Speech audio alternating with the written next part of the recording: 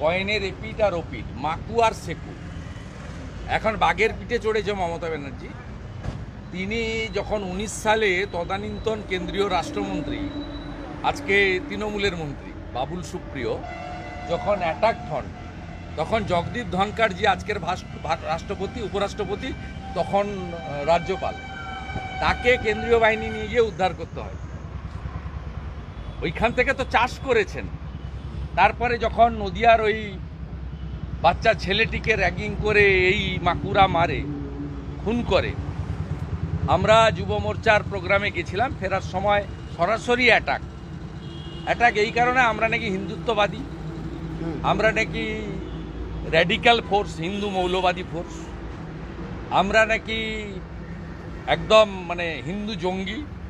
ও direct বলছে আমরা মাওবাদী। এবং এলওপি পুলিশ কি করবে জানে না, যারা করছিল 3 জনকে তুলে নিয়ে গেল।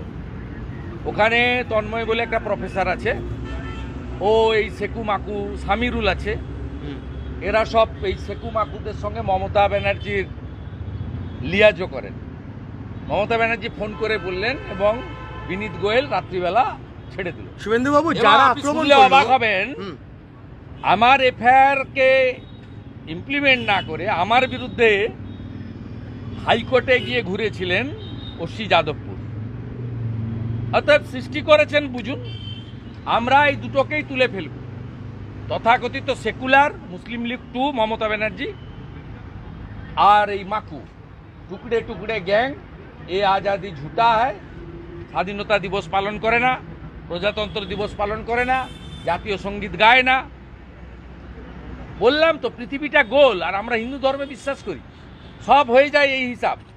কেন্দ্রের মন্ত্রী 19 সালে করেছিলেন, 23 সালে করেছিলেন বিরোধী দলনেতার সঙ্গে, 25 সালে আপনাদের সঙ্গে হচ্ছে। শুভেন্দুবাবু, যে সংগঠনের সদস্যরা আপনার ওপর হামলা চালিয়েছিল, RSF, revolutionary students front, Tukde Tukde gang, তাদেরই এক কর্মী সে শিক্ষামন্ত্রীর গাড়ির সামনে পড়ে আক্রান্ত হয়েছে।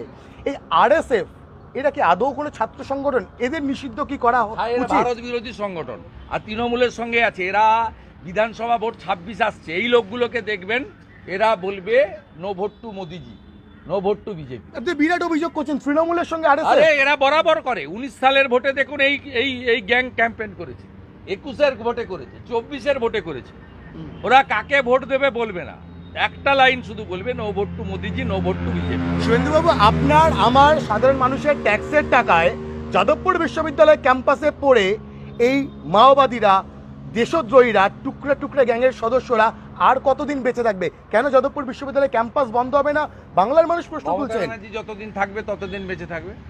কারণ মমতা বন্দ্যোপাধ্যায় সাধারণ নির্বাচনে মোদিজির বিরুদ্ধে ঘৃণা বিদ্বেষ, বিজেপির বিরুদ্ধে, আমরা যেহেতু সনাতন রাষ্ট্রবাদের পক্ষে কাজ করি, দেশপ্রেমের পক্ষে কাজ করি, জাতীয় পতাকাকে সম্মান দিই, বন্দে মাতরম আমাদের সঞ্জীবনী মন্ত্র, আমাদের বিরুদ্ধে ব্যবহার করেন, সেই ব্যবহার করবেন। এটা সেম সাইড হয়ে গেছে। তৃণমূলের ব্লক সভাপতির ছেলে বাড়িতে বাবা তৃণমূলের নেতা আর ওখানে করছে, তো পুরো গটাপ মৃতপ্রায় সিপিএম ভোট কেটে, হিন্দু ভোট কেটে 12টা লোকসভার আসন মমতা ব্যানার্জিকে উপহার দিয়েছে, সিপিএমকে জিন্দা রাখার জন্য করছে। আগামীকাল উচ্চ মাধ্যমিক পরীক্ষা, এরা ছাত্র ধর্মঘট ডেকেছে। সিপিএম যে ছাত্রছাত্রী মানুষের সঙ্গে নেই, এটা তো তার প্রমাণিত। আর পরীক্ষা শেষ হওয়ার পরে কালকে মাইক ছাড়া যুব মোর্চার নেতা ইন্দ্রনীল খানের নেতৃত্বে আমাদের শিক্ষাক্ষেত্রে যাদবপুরের মতো এ ক্যাটাগরির বিশ্ববিদ্যালয়ে অরাজকতা বিরুদ্ধে মিছিল কালকে যুব মোর্চার ছেলেরা করবে। শুভেন্দুবাবু, বাংলার মানুষ বলছেন বিরোধী দলনেতা কি দায়িত্ব নিয়ে এই যাদবপুর বিশ্ববিদ্যালয়ের মতো বিশ্ববিদ্যালয়, যেখানে এই টুকরে টুকরে গ্যাং এখনো ডেরা বেঁধে রয়েছে, ডেরা একদম ধুয়ে মুছে সাফ করে দেওয়ার দায়িত্ব নেবেন?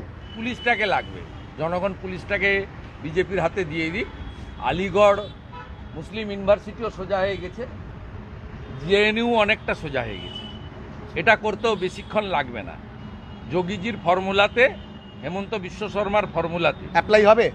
1 ঘন্টা লাগবে। 1 ঘন্টা? 1 ঘন্টা। কিন্তু বাংলার জনগণকে বিজেপিকে আনতে হবে। Law and order state subject, আমাদের সংবিধান বাবা সাহেব আম্বেদকর দিয়ে গেছে, পুলিশ স্টেট সাবজেক্ট। আচ্ছা, মমতা বন্দ্যোপাধ্যায় তো পুলিশ মন্ত্রী, মমতা বন্দ্যোপাধ্যায় কি দেখতে পারেন না? 5% হিন্দু ভোট বাড়িয়ে দিন বিজেপিকে। আর 10% হিন্দু যারা ভোটের দিন বাড়িতে বেরোন না, এনজয় করেন, বাইরে থাকেন, কি হবে ভোট দিতে যাব না, তারা শুধু এসে ভোটটা দিন। কোথায় দিবেন আমরা জানি, হিন্দুরা বেরিয়ে আসুন, ভোট দিন, বাকিটা আমরা বুঝে নেব।